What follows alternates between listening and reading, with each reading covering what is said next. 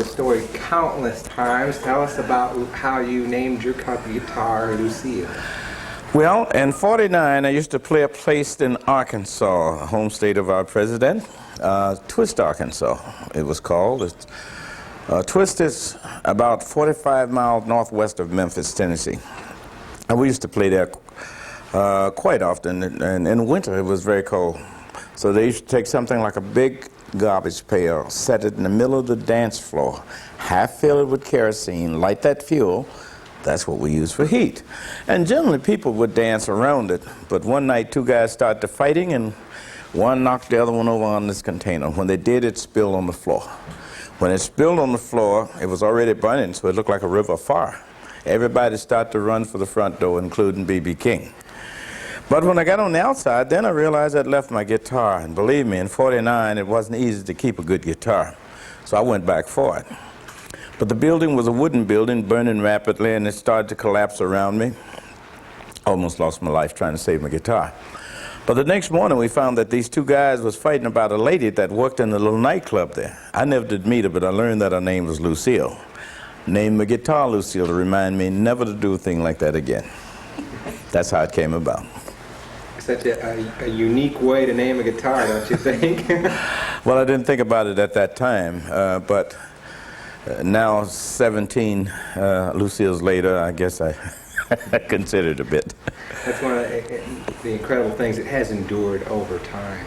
No, somebody stole the original one, yeah, about year or two maybe after the fire. But what I mean is the name. Oh, the name is more popular than B.B. King. I remember I was in Reno, Nevada, and we was doing a commercial for, I think it's Maxell Tapes. And it's a Japanese company, so my management had called me and said, well, the Japanese crew's coming for you and the guitar. So it was like on a Sunday evening, and they called me and said, Mr. King, is Lucille ready? As if they was taking my daughter out. And they didn't take me. They didn't want me. They just wanted the guitar. You were saying you're going on to Japan after. I am going to Japan, yes, after here. And you were in New Orleans last night. You're on the go. I just came from Europe into Canada, now here. And yes, we're on the move. Why? You keep, pushing it, for so long. Why you keep going at it so long? I enjoy playing. Another thing I enjoy is educational, going to many places that we have not been. And in Canada, we went many places we'd never been. But last month, I was in Moscow, which I've been there 2 or 3 times. And this was good to see Russia as it is today.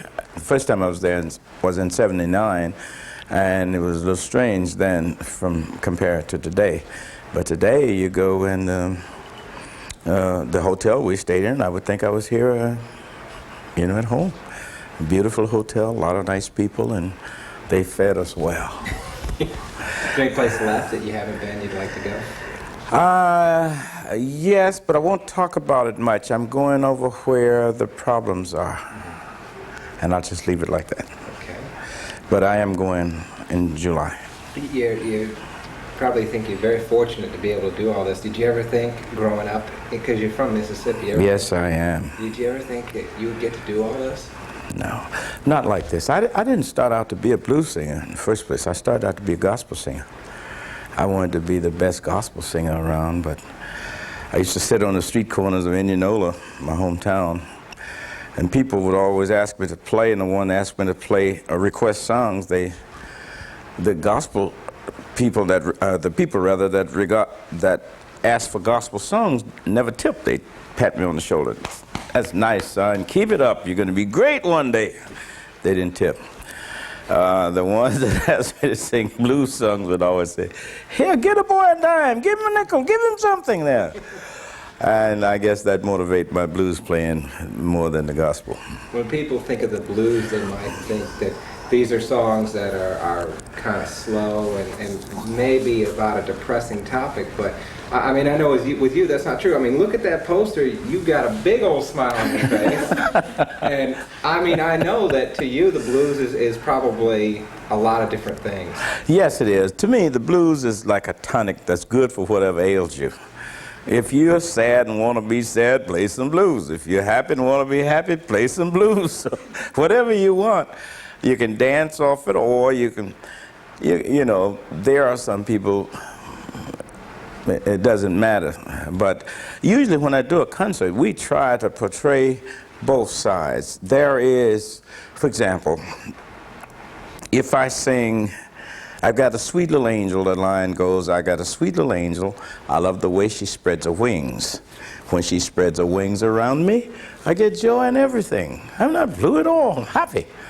But then on the other hand, I might sing, nobody loves me but my mother. And she could be jiving too. That's the complete 180. How do you feel to be known from guitar players as like kind of the elder statesman in music? How does that make you feel? I feel good about it. I'm very happy to be here. I wouldn't have bet you 10 years ago I'd still be alive.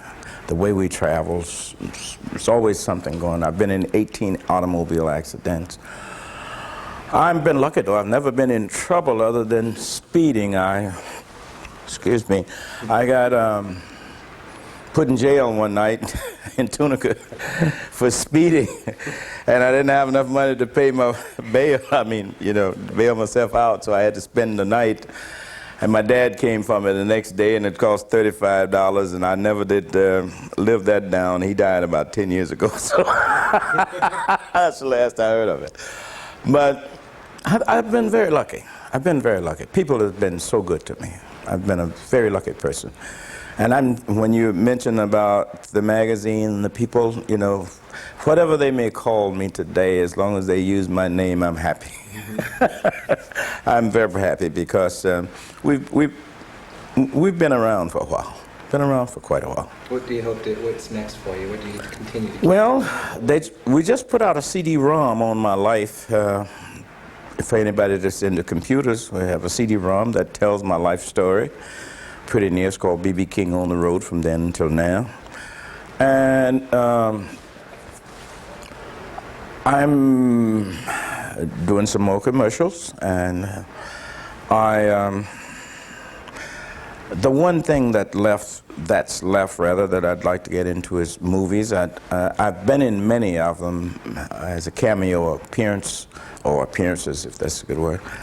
But I've never been featured in one, so I'd like to just be featured in one.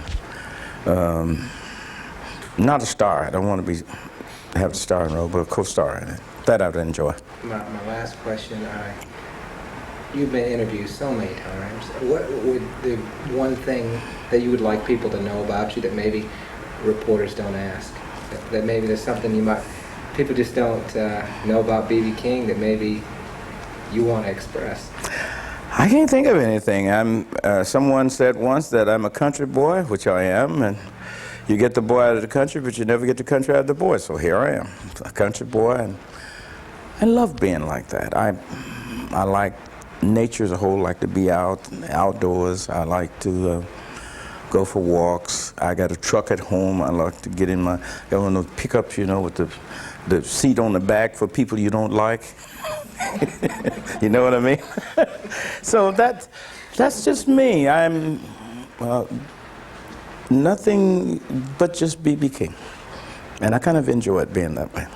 All right, that'll do it. Thank you so much. My pleasure. I want to do one thing. Just show me in the 25 years I